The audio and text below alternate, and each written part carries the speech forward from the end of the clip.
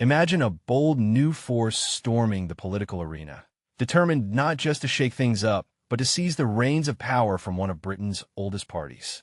That's the electrifying vision driving Zarah Sultana, the UK MP who's launching a fresh political venture with ambitions that could redefine the left's landscape.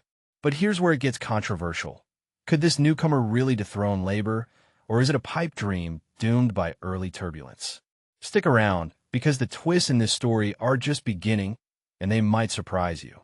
Zarah Sultana, whose background you can explore on The Guardian's profile page, https://theguardian.com/politics/Zarah-Sultana, has openly shared her aspiration for a fledgling political group to eventually eclipse the Labour Party. https://theguardian.com/politics/Labour as the dominant force on the left.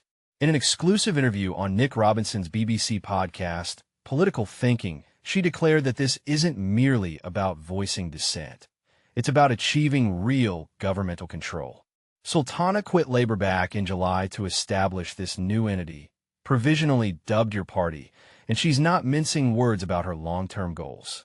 When Robinson pressed her on whether the aim was to supplant Labour, Sultana replied with unwavering confidence. That's the dream we're chasing. We're the true voice of progressive values, and we're ready to grow from the ground up. Sure, we're starting small and humbly, but this is no short sprint. Think of it as a marathon spanning decades, maybe 10, 20, 30, or even 40 years. To help beginners understand, this means building a grassroots movement slowly over time, much like how other parties have evolved through persistent community organizing and voter engagement. She emphasized that Your Party isn't just a platform for protest. It's a vehicle for tangible change. I'm passionate about politics because I want to improve lives, and that requires holding the levers of state power, Sultana explained. We're talking about actually governing the country, taking key industries under public control, like nationalizing utilities or transportation for better public benefit, constructing affordable council housing to tackle the housing crisis, and creating stable, well-paying jobs that people can rely on. All these transformative steps demand winning elections and running the government. So I'm all in on developing our party through relentless organizing, door-to-door canvassing, and clearly communicating our policies.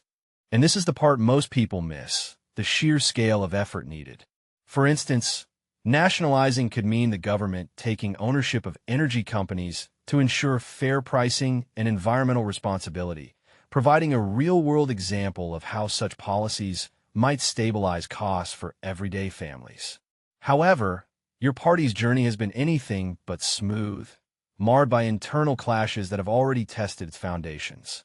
Reports highlight disputes over leadership dynamics. https://guardian.com/politics/. Sultana consults defamation lawyers after spat with Jeremy Corbyn over party funds, financial matters, and even the party's permanent name, which is set to be finalized at an upcoming conference. Most strikingly, recent developments reveal the party gearing up for legal steps against some of its own founding members. https://your-party.com/politicks/2025/its-3-of-its-founders-sources-say. After they failed to deliver promised donations totaling at least £800,000 by the deadline. Tensions escalated further in September, when Sultana clashed with fellow founder Jeremy Corbyn over introducing a paid membership structure. The fallout was so intense that Sultana considered legal action for defamation. https://theguardian.com/politics/. Sultana consults defamation lawyers after spat with Jeremy Corbyn over party funds, painting a picture of a partnership rife with volatility. Yet, they later patched things up, drawing parallels to the famously feisty Gallagher brothers from Oasis. https://theguardian.com/politics/2025/10/Zarah-Sultana- says she and dash Corbyn dash have dash reconcile dash and dash can dash code dash lead dash new dash party. It's a reminder of how even visionary projects can stumble early on, but perhaps this resilience is what will forge a stronger path forward. But here's where it gets controversial again. Sultana didn't hold back when Robinson asked her views on Nigel Farage, the head of Reform UK, which is currently outperforming Labour in polls. She labeled him a fascist, citing his parliamentary actions like opposing trade union rights and fueling racism to undermine community protections.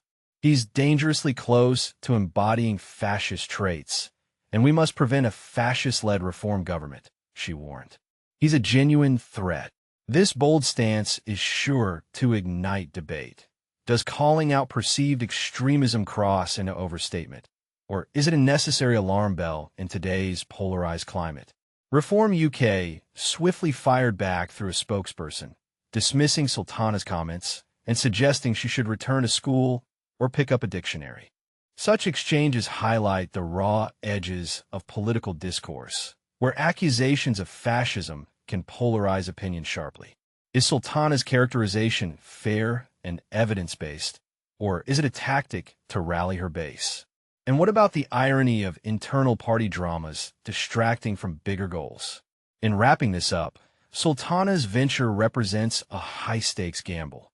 Can a new party rise from humble roots to challenge giants like Labour, despite early scandals? We've covered the ambitions, the hurdles, and the fiery rhetoric. But what do you think? Do you see your party as a fresh hope for the left, or just another fractured effort?